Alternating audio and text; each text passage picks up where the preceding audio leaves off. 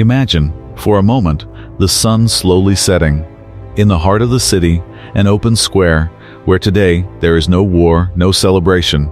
Today, only death has gathered. People slowly assembling. Some hold small stones in their hands, some larger ones. Anger is visible on some faces, silent satisfaction in the eyes of others. And amidst this crowd stands a woman whose name has been preserved in history, Susanna. Recorded in ancient Babylonian and Hebrew traditions, this woman now faces an accusation where a woman's defense is always considered weak. She screams, "I am innocent." But the crowd has not come to hear the truth. The crowd has come to enforce the decision. That day, if a single witness had not stepped forward, Susanna would have joined the thousands, buried under stones by history. This is not a cinematic scene. This is the bitter reality of human history, where justice meant the crowd, the stones, and the silent corpse. Today we are going to unravel the full story of this punishment. Stoning, the sentence that for centuries allowed humans to kill humans, and then call it justice.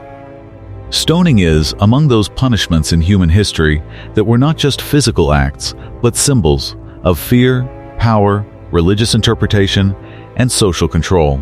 In early human societies, there were no prisons, no appeals, no lawyers, no courts. Decisions of crime and punishment were often in the hands of powerful individuals, tribal chiefs, or religious leaders. In such circumstances, immediate and public punishment was considered the most effective. It consumed little time, required minimal resources, and instilled collective fear across the society. Historical evidence indicates stoning is at least 4,000 to 5,000 years old. It is mentioned in the civilizations of ancient Mesopotamia, where laws such as Hammurabi's Code were in place. These laws prescribed physical and collective punishments for many offenses. Later Babylonian, Assyrian, and Hebrew laws also mention stoning. In early societies, this punishment was not merely an individual sentence. It was a collective act to ensure the society's survival and moral purity. This punishment persisted primarily in societies where religion and law were inseparable. There, law was derived not from human reason, but divine command. Questioning it was considered a sin. Showing mercy was seen as weakness. Dissent equated with rebellion. In ancient Arab societies, Hebrew laws, and other civilizations, the belief prevailed that some crimes, if left unpunished, could invite divine wrath upon the entire community. Stoning was generally administered for crimes that society deemed most dangerous. Adultery, fornication, blatant violation of religious commandments, rebellion, betrayal of the tribe, actions that harmed family or tribal honor.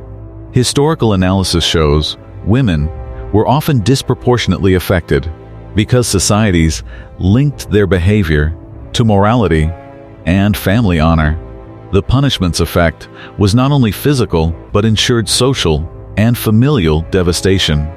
The condemned were taken to open and public locations, city squares, tribal grounds, or open areas outside villages. They were either buried up to the waist or chest, or tied and made to stand so they could not escape. There was no designated executioner. Ordinary people, tribal members, neighbors, sometimes even the accusers, threw the stones. The purpose was that responsibility would not fall solely on one individual. The entire society would participate in the act. This way, no one later felt regret or moral burden. When the stoning began, the condemned would be plunged into intense fear and trauma.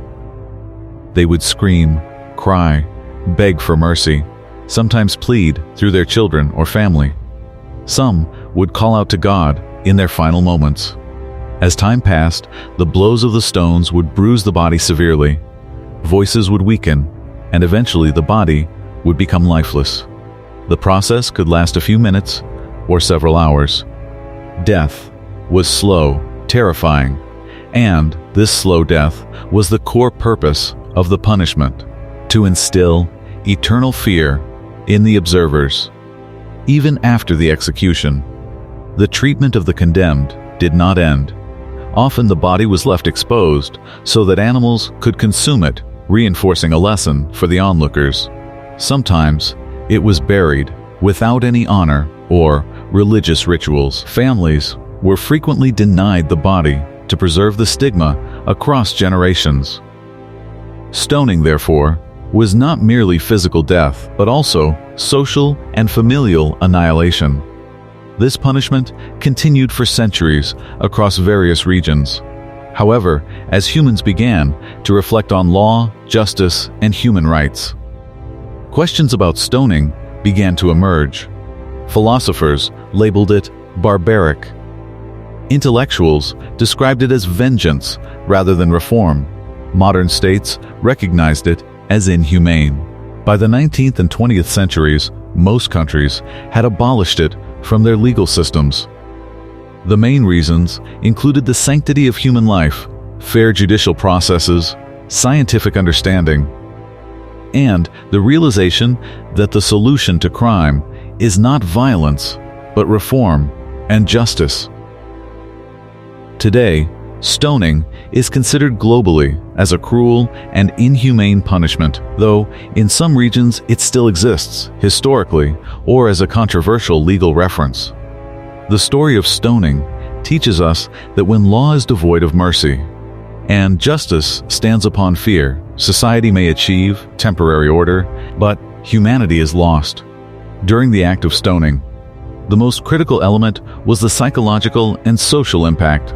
The condemned suffered not only physically, but was overwhelmed by mental anguish. During the Reign of Stones, every moment was a struggle to anticipate the end of life. They screamed, cried, pleaded for forgiveness, sometimes interceded through their children or family, while the crowd's gaze remained stern and merciless. Every stone thrown was breaking not just the body, but the soul. The crowd's role in stoning was crucial. It was not only the executor, but the collective representative of justice. Each person throwing a stone might think they were merely enforcing punishment, but in reality, they were part of the societal fear, anger, and pressure. Some came only to witness whether justice was done, others to ensure the society was acting according to their principles. The psychology of the crowd, social pressure, perceived moral duty, made the act of stoning even more terrifying.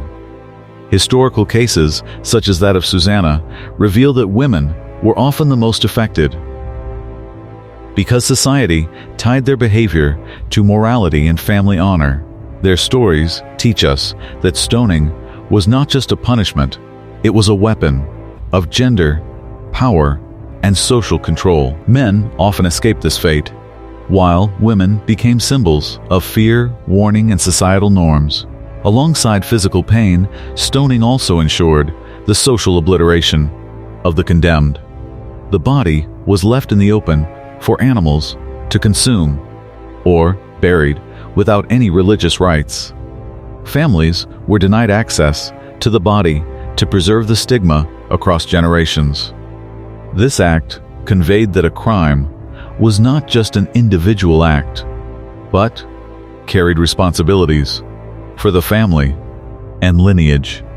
As time passed, humans began questioning law and justice, and stoning came under scrutiny. Philosophers called it barbaric. Intellectuals said it was revenge. Modern states recognized it as inhumane.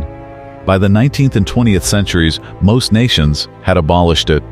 Respect for human life, fair judicial systems, and the emphasis on reform turned stoning into a historical relic.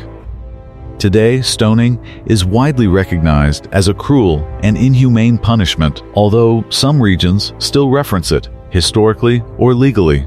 Its story reminds us that when law lacks compassion and justice is based on fear, society may achieve temporary order. But humanity suffers immensely.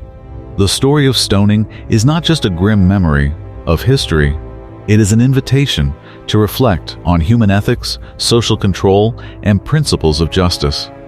It reminds us that when fear and power manipulate justice, human life and dignity pay the highest price.